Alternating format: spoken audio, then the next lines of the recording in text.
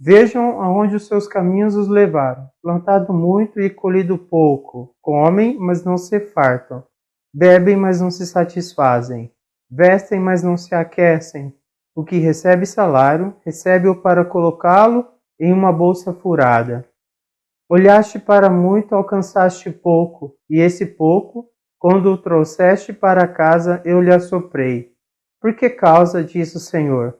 Por causa da minha casa, que está deserta, e cada um de vocês se ocupam com a sua própria casa. De quem são essas palavras? O meu nome é Luiz Kesserling e eu te convido a aprendermos juntos com o profeta Ageu. Israel passara por um longo período de humilhação e ansiedade espiritual nos 70 anos do exílio. O principal trabalho de Ageu, junto com Zacarias, era promover a retomada da restauração do templo. Ciro é o conquistador persa do Império Caldeu, o Império Babilônico. Com essa atualização, o cativeiro na Babilônia chegou ao fim para o povo judeu. Os judeus já não estavam proibidos de voltar à pátria. Houve um grupo de uns 50.000 que, sob liderança de Zorobabel, voltou com o coração cheio de esperança. Em 537 a.C., iniciaram-se as obras do templo, mas, logo depois, por causa da perseguição dos samaritanos e dos oficiais persas, abandonam o grande projeto. Ageu começou a pregar sua mensagem anos depois disso, sendo a data do seu livro o ano 520 a.C. Então Dario sobe ao trono persa e o decreto que interrompera os trabalhos foi revisado e revertido. Então os profetas Ageu e Zacarias exortam veementemente seus compatriotas a reiniciarem os trabalhos. O empenho de reconstrução do templo foi retomado. Isto ocorreu após um período de uns 17 anos, durante os quais os trabalhos ficaram parados. É neste plano de fundo da situação histórica que devemos ver e entender o ministério de Ageu. Ageu apareceu em hora muito crítica. O povo encontrava-se em um estado confuso e indiferente quanto à continuação da reedificação do templo. O pessoal que retornara abandonou o trabalho do templo para começar a construir e reparar as suas casas. O resultado foi que a lavoura estava morrendo, a economia estava ruim e o vestuário não era apropriado para as condições climáticas da época. Enfim, o povo vivia em apertos porque se esquecera do seu dever principal. Ageu, portanto, admoesta os filhos de Israel, dizendo que chegou o tempo oportuno de reiniciar a obra que tinha abandonado. Deus, pelo seu porta-voz, dirige-se principalmente a Zorobabel e Josué, os líderes daqueles dias em Judá. O livro de Ageu começa com a data do dia 1º do 6º mês do 2º ano do rei Dario. Ageu 1, do 1 ao 6. O livro de Ageu começa com a data do dia 1º do 6º mês do 2º ano do rei Dario. Ageu vai se direcionar ao governador Zorobabel e ao sumo sacerdote Josué. Assim diz o Senhor dos Exércitos: este povo afirma, ainda não chegou o tempo de reconstruir a casa do Senhor, ainda não chegou o tempo de reconstruir o templo do Senhor. Seja qual for o impedimento de reconstrução do templo, porém, a construção de suas próprias casas, isso não teve impedimento. Então a palavra do Senhor vem novamente por meio do profeta Ageu. Acaso é tempo de vocês morarem em casa de fino acabamento, enquanto minha casa está destruída? Assim diz o Senhor dos Exércitos: vejam aonde os seus caminhos os levaram. Vocês têm plantado muito e colhido pouco. Vocês comem, mas não se fartam. Bebem, mas não se satisfazem. Vestem-se, mas não se aquecem. Aquele que recebe salário, recebe-o para colocá-lo numa bolsa furada. Enquanto negligenciavam o templo, por qualquer razão que fosse, os exilados que voltaram tinham achado tempo e condição conveniente para construir as próprias casas. Além disso, os judeus tinham construído suas residências com luxo e extravagância, casas de fino acabamento. Fizeram o acabamento das paredes das casas com madeiramento caro, uma prática considerada luxuosa até para um rei. Contudo, diziam que não tinham recursos para restaurar a casa do Senhor. O Senhor faz um pedido aos judeus. Vejam aonde os seus caminhos os levaram. Quais são os resultados desta negligência trágica? São 5 as consequências. Plantais muito, mas colheis pouco. Comeis, mas não o suficiente para matar a fome. Bebeis, mas não dá para saciar-vos. Vestivos, mas ninguém se aquece. Aquele que recebe salário, recebe para colocá-lo numa bolsa furada. Não há prosperidade na comunidade. Todos os empreendimentos fracassam. Ao deixarem de honrar o Senhor e gastarem forças e posses para proveito próprio, Ageu atribui todas as consequências ao desgosto de Jeová, pela razão de os judeus não terem reconstruído o templo. Ageu 1, do 7 ao 11. E novamente assim diz o Senhor dos Exércitos: Vejam onde os seus caminhos os levaram. Subam ao monte para trazer madeira, construam o templo para que eu me alegre e nele seja glorificado, diz o Senhor. Aqui o Senhor está exclamando: aplicai o vosso coração aos vossos caminhos. O significado é: movei-vos dessa indiferença, para ides imediatamente às montanhas a juntar madeira para a tarefa. Vocês esperavam muito, mas eis que veio pouco, e o que vocês trouxeram para casa eu dissipei com um sopro. E por que o fiz? Pergunta o Senhor dos Exércitos. Por causa do meu templo, que ainda está destruído, enquanto cada um de vocês se ocupam com a sua própria casa. Por isso, por causa de vocês, o céu reteve o orvalho e a terra deixou de dar o seu fruto. Nos campos e nos montes provoquei uma seca que atingiu o trigo, o vinho, o azeite e tudo mais que a terra produz. E também os homens e o gado. O trabalho das mãos de vocês foi prejudicado. Dos versos 9 até o 11 temos o Senhor falando através do profeta que foi a atividade do Senhor em reação à falta dos judeus que lhes trouxeram a escassez. Ageu destacou também que estas bênçãos ainda não tinham se concretizado e, por conseguinte, o povo estava desiludido e desanimado. Mas ressalta que o povo é que errara por conta da casa de Deus estar deserta, o Senhor não deixa os céus darem chuva e as suas colheitas são tão fracas. E ainda mais o Senhor ordena uma seca sobre a terra, que vai fazer murchar os cereais, as uvas e azeitonas e todas as outras plantações. Uma seca que vai deixar morrer de fome vocês e o gado, que vai destruir tudo aquilo que vocês trabalharam tanto para conseguir. Os resultados não foram bons. A rebeldia do povo lhe causou muita dor e sofrimento. A consequência da falta de fé dos filhos de Israel para continuar a reedificação do templo foi uma seca que sobreveio à terra. Não chovia em Judá. Ageu 1, do 12 ao 15. 24 dias após as primeiras admoestações de Ageu, o povo voltou ao trabalho que tinha abandonado há 14 anos. No 24º dia do 6º mês do 2º ano de Dario. A resposta de Judá à mensagem de Ageu foi positiva, pois o povo temeu diante de Deus, o que quer dizer que começou a adorar o Senhor de modo sério, também atendeu ao apelo e pôs-se a trabalhar no templo. Assim que os trabalhos reiniciaram, o profeta anunciou uma promessa de Deus: Eu estou com vocês. A indiferença foi descontinuada e o desânimo se transformou em intrepidez quando os judeus vieram a trabalhar na casa do Senhor dos Exércitos, seu Deus. Na promessa de Deus, eu estou com vocês.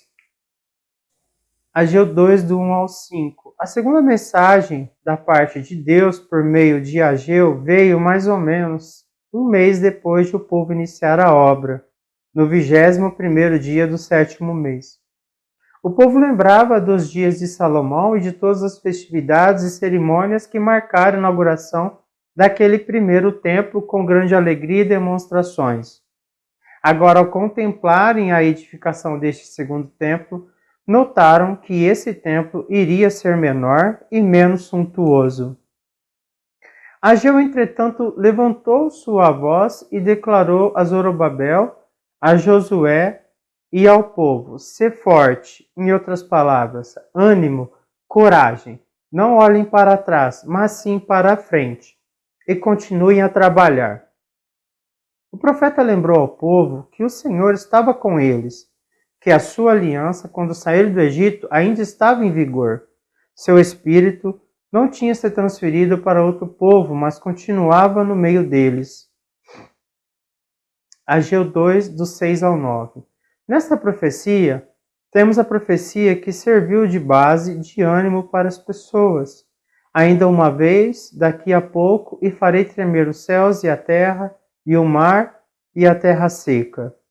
Aqui, como ocorre tantas vezes na profecia, o futuro é condensado. O profeta continua sua profecia de encorajamento e faz mais duas predições. A glória desta última casa, o templo em construção, será maior do que a da primeira, o templo de Salomão, e Deus dará paz.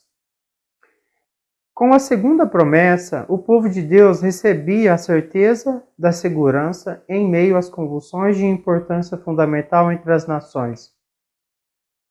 Agora, se você perceber as datas, temos primeira data em Ageu 1:1, que é o primeiro dia do sexto mês do segundo ano de Dario. A segunda data está em Ageu 1:15, que é o 24º dia do sexto mês do segundo ano de Dario. A terceira data está em Ageu 2:1, é o 21º dia do sétimo mês do segundo ano. Note que nós temos duas mensagens no sexto mês, uma mensagem no sétimo mês, e o livro de Ageu agora vai pular para a data do nono mês, que em Ageu 2:10, no 24º dia, nono mês do segundo ano de Dario. Note que as datas vêm próximas. Vem duas datas no sexto mês, depois no sétimo mês e depois no nono mês. Você vê uma mudança na sequência do intervalo de datas. É porque a data que está entre o sétimo mês e o nono mês do livro de Ageu está no livro de Zacarias. Porque Zacarias também é levantado para pregar contemporâneo a Ageu.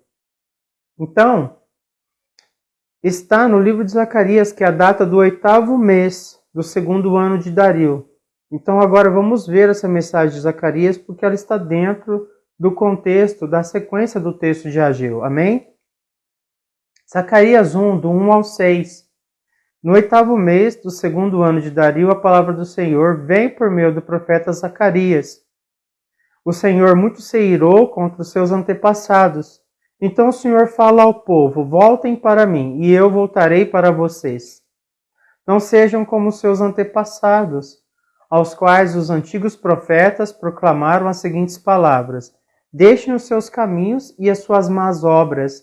Mas eles não ouviram, nem me deram atenção, diz o Senhor. Então o Senhor faz duas perguntas: onde estão agora os seus antepassados? E os profetas, acaso vivem para sempre? Então o Senhor continua: mas as minhas palavras e os meus decretos que ordenei aos meus servos, os profetas, alcançaram seus antepassados e o levaram a converter-se e a dizer: o Senhor dos Exércitos fez conosco o que os nossos caminhos e práticas mereciam, conforme prometeu. O Senhor levou Zacarias a convocar os judeus ao arrependimento, com a garantia de que, se retornasse, Jeová voltar-se-ia para eles. Não era para imitarem os seus pais, que se rebelaram contra os avisos dos profetas do pré-exílio, antes do exílio de 70 anos, e desta forma causaram o julgamento do Senhor. Os pais e os profetas já não existem, mas o poder eficaz da palavra de Deus permanece. A palavra de Deus para Zacarias é forte. O Senhor tem estado em extremo desgosto com vossos pais. Literalmente, tem estado descontente com desgosto. Vossos pais é referência à geração anterior ao cativeiro. Agora, pela primeira vez, essa nova era da história dos israelitas Deus lhes envia como fizera com seus pais de outrora, os servos do Senhor, os profetas Ageu e Zacarias, com uma convocação ao arrependimento e uma promessa de reconciliação. Tornai para mim, e eu tornarei para vós, diz o Senhor dos Exércitos.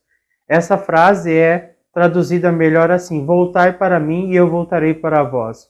O verbo voltar indica mudança de conduta. Deus promete mudar de atitude para com seu povo, se este consertar seus caminhos. O profeta adverte seus compatriotas a não imitarem os seus pais, visto que estes não atenderam ao que diziam os primeiros profetas, os do período pré-exílico, e recusaram consertar seus caminhos. A desobediência de seus genitores era mesmo uma forte palavra profética para eles. Seus pais e os profetas já não existem. Agora voltemos para Ageu. Ageu 2, do 10 ao 19. No 24º dia do 9º mês, no 2º ano do reinado de Dario, o Senhor fala por meio do profeta. Faça aos sacerdotes a seguinte pergunta sobre a lei. Se alguém levar carne consagrada na borda de suas vestes e com elas tocar um pão, ou em algo cozido, ou em vinho, ou em azeite, ou em qualquer comida, isso ficará consagrado? Os sacerdotes responderam não. Em seguida, mais uma pergunta. Se alguém ficar impuro por tocar num cadáver e depois tocar em alguma dessas coisas, ela ficará impura? Sim, responderam os sacerdotes, ficará impura. Então o Senhor respondeu através de Ageu. É o que acontece com esse povo e com esta nação. Tudo o que fazem e tudo o que me oferece é impuro. Agora prestem atenção. De hoje em diante, reconsiderem. Em que condições vocês viviam antes que se colocasse pedra sobre pedra no templo do Senhor? Quando alguém chegava a um monte de trigo, procurando 20 medidas, havia apenas 10. Quando alguém ia ao depósito de vinho para tirar 50 medidas, só encontrava 20. Eu destruí todo o trabalho das mãos de vocês com mofo, ferrugem, granizo, mas vocês não se voltaram para mim, diz o Senhor. A partir de hoje, 24º dia do 9º mês, atentem para o dia em que os fundamentos do templo do Senhor foram lançados. Reconsiderem, ainda há alguma semente no celeiro? Até hoje a videira, a figueira, a romeira, a oliveira têm dado fruto, mas de hoje em diante abençoarei vocês. A terceira mensagem de Ageu salienta a importância da santidade. O profeta avisa ao povo que Deus não tolera a imundície e que é mister apresentar-se puro diante dele, pois só assim poderá abençoá-lo. O assunto da primeira pergunta foi sobre a possibilidade de a carne santa ou a carne separada para sacrifícios transferir sua santidade a outro objeto ao tocá-lo. Os sacerdotes responderam negativamente. A segunda pergunta tinha a ver com a impureza. Se alguém ficar impuro por ter tocado em corpo morto, esse passaria sua impureza a um outro objeto ao tocar nele? Dessa vez os sacerdotes responderam, sim, ficaria imundo.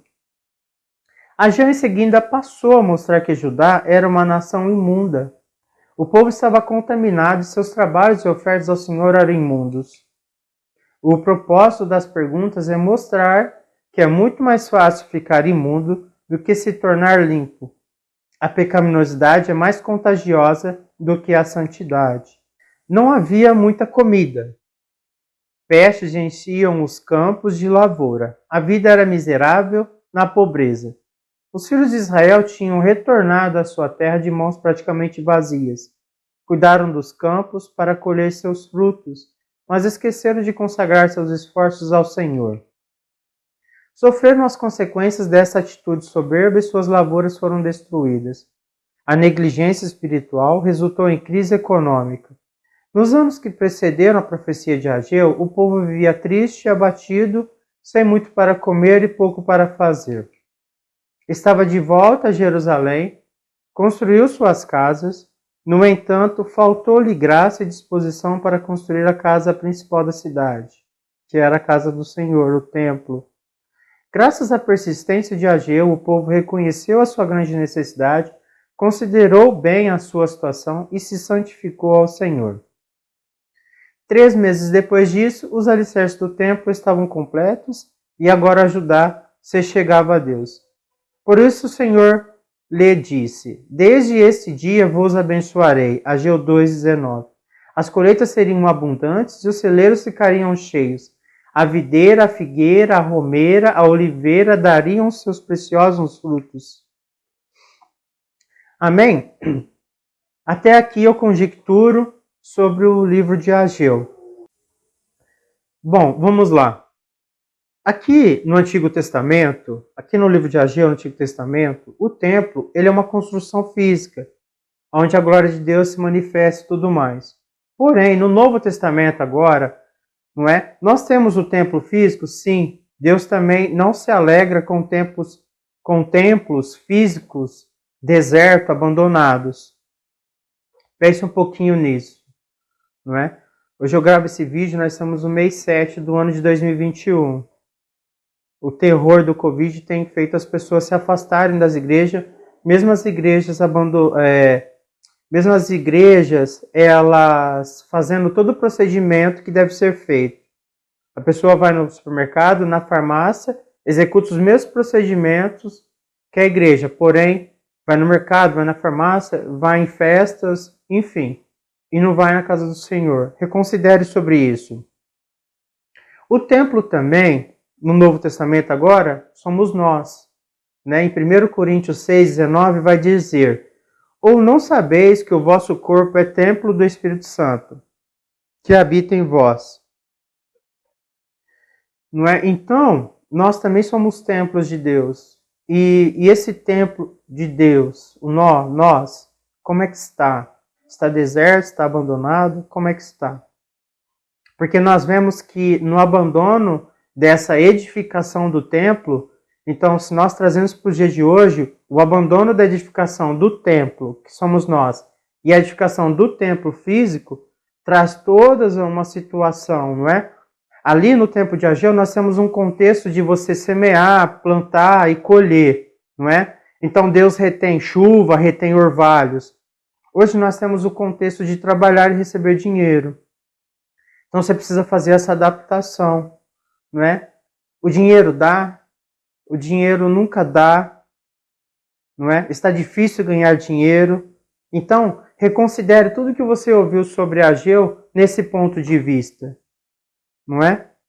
Não está chovendo, não está vindo dinheiro, você trabalha muito e recebe pouco, você se esforça muito e não tem retorno, sempre dá só para aquela quantia, você não vê prosperidade.